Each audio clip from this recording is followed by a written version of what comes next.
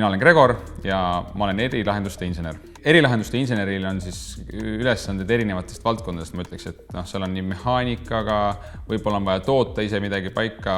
Lapsena ma ei teadnud, et ma inseneriks tahan saada kindlasti. Kuidagi sattusin kohtadesse, mis siis pani mind seda reaalteaduse järjest huvitama. Reaalteadused tulid mulle alatigi lihtsasti ja seetõttu arvatavasti ma siis ka nendesse kohtadesse sattusin. Näiteks teaduslaagris käisin kunagi 5 aastat järjest. See oli minu jaoks väga huvitav ja see võib-olla avas ka natuke minu jaoks teaduse maailma.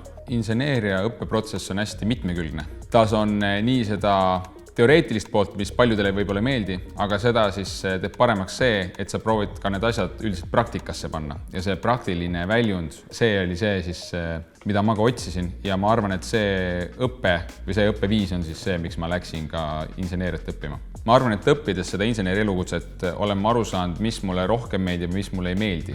Mulle meeldib asju prototüüpida ja proovida uusi lahendusi ja välja mõelda uusi lahendusi, et see tekitab selles elevuse just selles minus, et ma tahan midagi uut või nagu, et mis huvitava lahenduse ma nüüd suudan välja mõelda sellise probleemi jaoks. Ma ei ole tarkvarainsener sellepärast, et mulle ei meeldi ainult kirjutada seda tarkvara.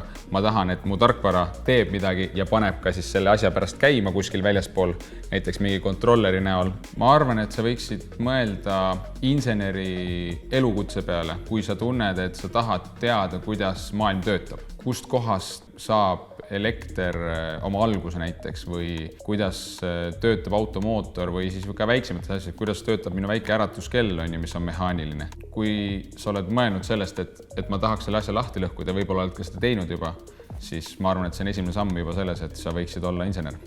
Meil maailmas on nii palju erinevaid asju, mida me veel ei tea tegelikult. Ja see, mida me veel siis oma universumist või maailmast avastame või mida me kokku leiutame, on piiritu ja tulevaste teadlaste teha.